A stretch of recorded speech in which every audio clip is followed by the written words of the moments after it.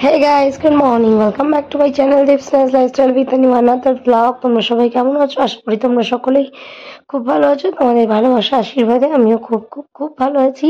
বড়দের প্রণাম আর ছোটদের ভালোবাসা জানিয়ে আজকের ব্লগটা শুরু করলাম। তো আজকে সকালবেলা একদম অনেক আর্লি মর্নিং ঘুম থেকে উঠে গেছি, কারণ আজকে গোটা দিনটাই প্রচন্ড বিজি শিডিউলের মধ্যে চলবে। সকালবেলায় ঘুম থেকে উঠেই আজকে পাপার প্রথমে ফাস্টিং সুগার টেস্টের জন্য ব্লাড কালেক্ট করে নিয়ে গেল তেজিম থেকে। দেন আমি এখানে একটু বরমশাইয়ের জন্য কমপ্লেন খুলে দিচ্ছিলাম, আর আমার শ্বশুর মশাইয়ের জন্য চা, শাশুড়ি মার জন্য চা, আমার জন্য চা, সবার জন্য আর কি একটু চা করছিলাম। তো যাই হোক, এদিকে দেখো আমার মোটামুটি কমপ্লেনটা করা কমপ্লিট হয়ে গেছে, আর বরমশাই চলে গেছেন স্নান করতে। তো এদিকে ওটা রেডি করে রেখে দিয়েছিলাম। তো তারপরে কিছু কিছু হাতের কাজ ছিল, মায়ের শরীরটা ভালো ছিল না, তাই ভাবলাম যখন বেরোবো তার আগে ঘরের সকালের কাজটা একটু করে রাখি। এই যে দেখো পাপার হাতে ব্লাডের জন্য সেই ব্যান্ডেড দেওয়া হয়েছিল। তো যাই হোক, তারপরে আমি এদিকে তাক ঠাক সমস্ত কিছু পরিষ্কার টরিষ্কার করে নিয়েছি, আর ওই যে চলে এসছেন উনি বাথরুম থেকে। আর আমার পুকু তো এখনো ঘুম থেকে ওঠেনি, ওকে আমি উঠাইও নিয়েছি, তাহলে ঘরের কাজ করে আর করতে পারবো না, সেই জন্য। তো তারপরে ভাইকে দিয়ে দিয়েছিলাম একটু উষ্ণ মধু, গরম জল দিয়ে, লেবু দিয়ে, মধু দিয়ে। তো তারপরে ব্রেকফাস্ট করতে চলে এসেছি। তো প্রথমেই আম্মার জন্য ব্রেকফাস্ট করলাম।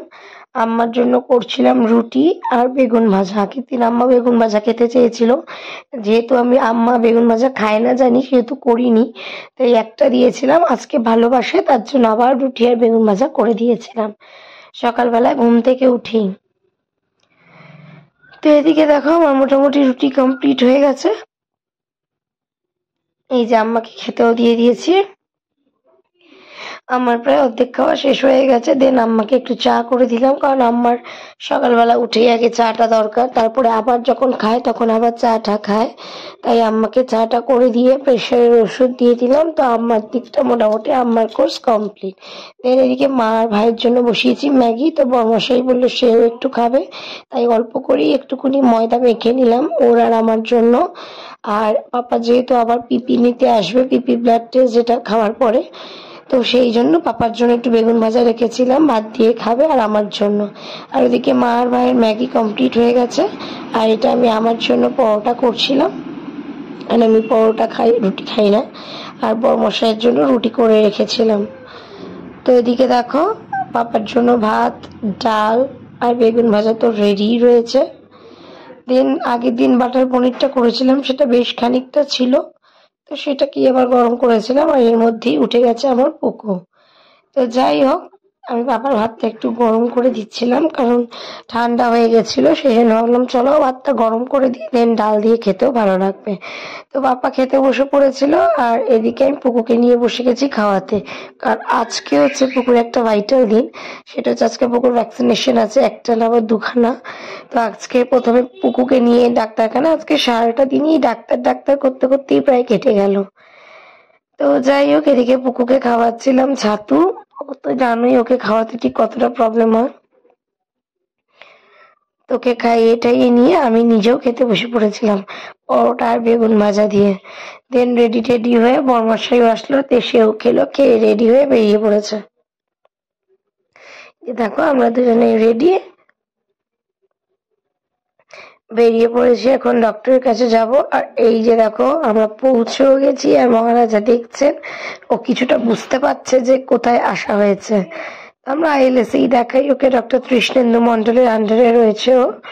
আর এখানে আমি চলে গেছি একদম কাউন্টারে, যেখান থেকে আর কি টোকেন কালেক্ট করতে হয়, ফিজ জমা দিয়ে দেন টোকেন কালেক্ট করে তারপরে ওয়েট অ্যান্ড হাইট করতে হয়। তো এই প্রসিডিওরটা করে আমি দেখো চলে গেছিলাম। দেন ভ্যাকসিন দেওয়াও প্রায় হয়ে গেছে, তখন আর ভিডিও সেরকম করতে পারিনি, এত কাজ ছিল। দেন বাড়ি চলে আসলাম। বাড়িতে এসে এদিকে আগে আমি করে লাঞ্চ করে নিচ্ছিলাম, কারণ আজকে পুকুরকে খাওয়াতে লেট হয়ে যাবে, আমরা অনেকটাই বেলাতে এসছি, আমাকে আবার বিকেলে একটু বেরোতে হবে। তো কোথায় যাব সেটা দেখার জন্য ব্লগটা শেষ অবধি দেখো। তা আমার নিজের খাওয়া হয়ে গেছে, এই যে পুকুকে নিয়ে ভাত খাওয়াতে বসে গেছি।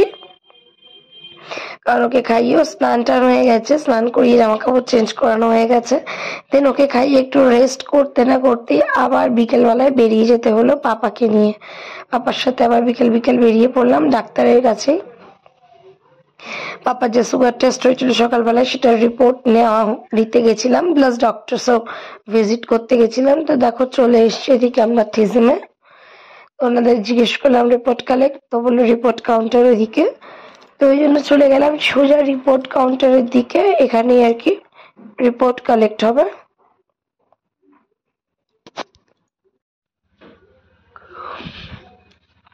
আমরা আজকে দেখাবো মেডিসিনের ডক্টর। তো পাপার সুগারের ওষুধটা চালু করতে হবে, তো সেটা তো আমরা নিজেরা পারি না করতে। সো দ্যাটস ওয়াই মেডিসিনের ডক্টর আজকে ভিজিট করব।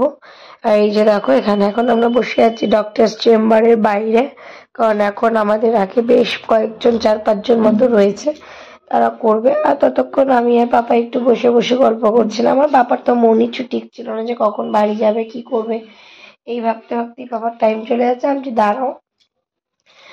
তো যাই হোক, তারপরে দেখো একে একে পাপাকে ডেকে নিল এদিকে প্রেশার চেক করতে, কারণ ডক্টরসকে দেখাতে হবে। তাই নার্স যিনি রয়েছেন আর কি, তিনি প্রেশারটা মেপে নিল। তো প্রেশার নর্মালি ছিল। দেন আমরা ওখানে ডক্টরস ভিজিট করে একটু চপ একটু কচুরি নিয়ে বাড়ি চলে এসেছিলাম। বাড়িতে এসে মানে মাদের জন্য এনেছিলাম একটু ভেজিটেবিল চপ, সিঙ্গারা, আর আমি একটু কচুরি, বৈদ্যনাথের কচুরি, যারা তোমরা ক্যান্টনমেন্টে থাকো অবশ্যই জানো, খুব নাম করা স্বপ্নপুরীর কচুরির দোকান। তো সেখানে আর একটু কচুরি খেয়ে নিয়েছিলাম। আর এই যে দেখো মহারাজ, তার যে কি ভালোবাসা জেগেছিল বম্মার প্রতি, তার আর কিছু বলার নেই। তো এই যে দেখো বম্মা বম্মা বম্মা, তার সারাটা দিন শুধু বম্মা বম্মা করতে করতে তার কেটে গেল। অ্যাকচুয়ালি বম্মাকে ও খুবই ভালোবাসে, আর এই জন্য অনেক গলা জড়িয়ে ধরে ধরে আদর করছিল। যাই হোক, মোমেন্টটা এতটা সুন্দর লাগছিল যার জন্য একটু ক্যাপচার করে রাখলাম। তো চলো এদিকে আমি পুকুকে নিয়ে বসে গেলাম বিকেলের খাবার খাওয়াতে, কারণ বেলা হয়ে গেছিল। দেন তোকে কিছু খাওয়াতে হবে, তো ওই জন্য বললাম যে চল তাহলে তোকে আগে খাইয়ে দিই।